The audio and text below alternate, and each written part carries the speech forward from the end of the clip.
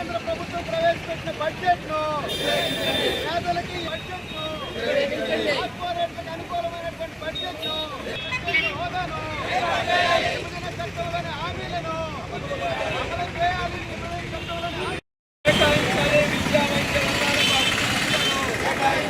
గ్రామీణ ఉపాధి రంగం వ్యవసాయ రంగాలకు అధిక నిధులను వర్ధిల్లాలి. వామపక్షాల ఐక్యత. ఆంధ్రప్రదేశ్ ప్రత్యేక హోదాను వెంటనే విశాఖ ఉక్కు ప్రత్యేక హోదాను ఆంధ్రప్రదేశ్ ప్రత్యేక హోదాను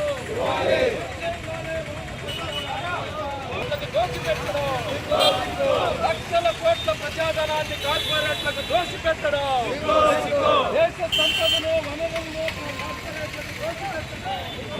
ఫిబ్రవరి 1వ తారీఖున కేంద్ర ప్రభుత్వం పార్లమెంట్ లో ప్రవేశపెట్టిన బడ్జెట్ ప్రజా వ్యతిరేకమైందిగా, ప్రజా అనుకూలమైనది కాదని వామపక్ష పార్టీలు, ప్రజాతంత్రవాదులు అందరూ కూడా ఆర్థికవేత్తలు గ్రహించి ఆ మేరకు కేంద్ర ప్రభుత్వం ప్రవేశపెట్టిన బడ్జెట్ నిరసనగా ఈ నెల 16వ తారీఖు నుంచి 14వ తారీఖు నుంచి ఈ రోజు వరకు దేశ వ్యాపితంగా ఈ బడ్జెట్ లోని లోపాలను ఎత్తి చూపుతూ ప్రజానికాన్ని చైతన్యపరుస్తూ కొన్ని ప్రదర్శనలు, వ్యాసాలు చేయడం జరిగింది. అందులో భాగంగా నెల్లూరు జిల్లాలో కూడా గాంధీ బొమ్మ దగ్గర నుంచి అంబేద్కర్ బొమ్మ వరకు ఈ ప్రదర్శన జరుగుతోంది. ప్రధానంగా వ్యవసాయ రంగానికి సంబంధించి గిట్టుబాటు ధర ఇస్తామని చెప్పినట్టు ప్రభుత్వం గిట్టుబాటు ధరను అమలు చేయడానికి పార్లమెంట్ లో చట్టం చేయడానికి సిద్ధంగా లేదు. అలాగే జాతీయ గ్రామీణ ఉపాధి హామీ పథకం గ్రామీణ ప్రాంతాలు ఇవన్నీ జీవనం సరిగా లేక పట్టణాలు కొలకొస్తున్నారు. గ్రామీణ జనాభా తగ్గుతుంది. గ్రామీణ జనాభాను తగ్గనీయకుండా చేయడానికి జాతీయ గ్రామీణ ఉపాధి హామీ పథకం ఉపయోగపడుతుంది. దానికి సంబంధించినటువంటి నిధులను కూడా తగ్గించేశారు.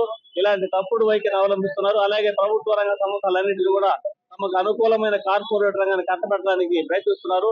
LIC లాంటి వాటిని విదేశీ ప్రత్యక్ష పెట్టుబడులను డైరెక్ట్ గా తీసుకోవడం, అంటే 100% తీసుకోవడం ద్వారా ఈ దేశంలో ఉండే ప్రభుత్వ రంగ సంస్థలు ఏవి కూడా ఉండవు.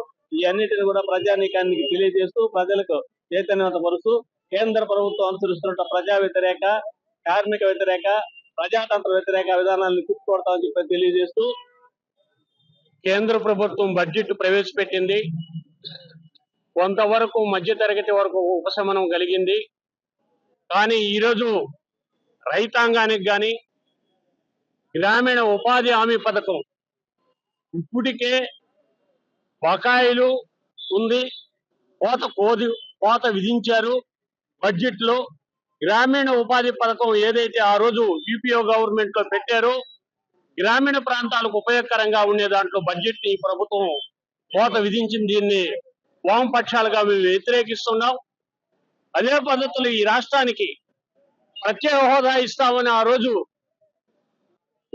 కాంగ్రెస్ ఆ రోజు 5 సంవత్సరాలంటే మేము అధికారంలోకి వస్తే 10 సంవత్సరాలు ఇస్తామనేటువంటి ఆ రోజు వెంకయ్య నాయుడు గారు బీజేపీలో చెప్పడం జరిగింది. ఈ రోజు ప్రత్యేక హోదా ఇస్తే ఈ రాష్ట్రానికి అనేక పరిశ్రమలు కానీ, అనేక విద్యా సంస్థలు కానీ ఇలాంటివన్నీ ఏర్పాటు చేసుకునేదానికి, ఉద్యోగ అవకాశాలు కల్పించేదానికి ఏర్పాటు అయ్యే అవకాశం ఉంది. అందులో దాన్ని ఈ రోజు కూడా బీజేపీ ప్రభుత్వం అమలుపరచలేదు. దీన్ని మేము వ్యతిరేకిస్తున్నాం. అదే పద్ధతుల్లో ఈ రోజు మనం చూస్తున్నాం.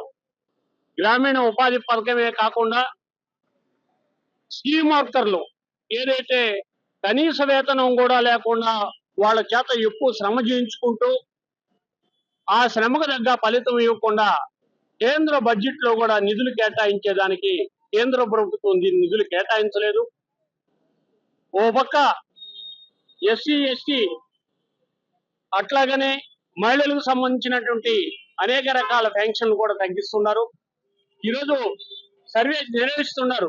వార్డుల వైజు పెన్షన్లు ఎట్లా తగ్గించాలి, 300 యూనిట్లుంటే పెన్షన్ రద్దు అనేటువంటి ఈ ప్రభుత్వం కూడా సర్వే నిర్వహిస్తుంది. ఈ ప్రభుత్వం కూడా రేపు రాష్ట్ర ప్రభుత్వం కూడా బడ్జెట్ పెట్టబోతుంది. ఏదైతే కేంద్ర ప్రభుత్వం ఈ రాష్ట్రానికి అమరావతికి సంబంధించినటువంటి డెవలప్ చేసుకునే దానికి అప్పు తప్ప నిధులు కేటాయించలేదు. పోలవరం ప్రాజెక్టుకి సంబంధించినటువంటి నిర్వాసితులకు ఈ రోజు కూడా వాళ్ళకి ఇవ్వాల్సినటువంటి బడ్జెట్ లో కేటాయింపు లేదు, ప్రాజెక్టులకు కేటాయింపు లేదు. అందువల్ల ఇది ప్రజా వ్యతిరేక బడ్జెట్ గా గుర్తించి ప్రజలందరూ వ్యతిరేకిస్తున్నారు. వామపక్ష పార్టీలుగా సిపిఎం గాని, సిపిఐ, న్యూ డెమోక్రసీ, అట్లాగనే ఫార్వర్డ్ బ్లాక్, సిపిఐఎం లాంటి వామపక్ష పార్టీలు, ప్రజాతంత్రవాదులు అందరూ వ్యతిరేకిస్తున్నారు. దీన్ని ప్రజలకు తెలియజేసేదానికి ఈ రోజు గాంధీ బొమ్మ కాడ నుంచి అంబేద్కర్ విగ్రహం దాకా ఈ ర్యాలీ జరుగుతుందని ఈ సందర్భంగా తెలియజేస్తున్నారు.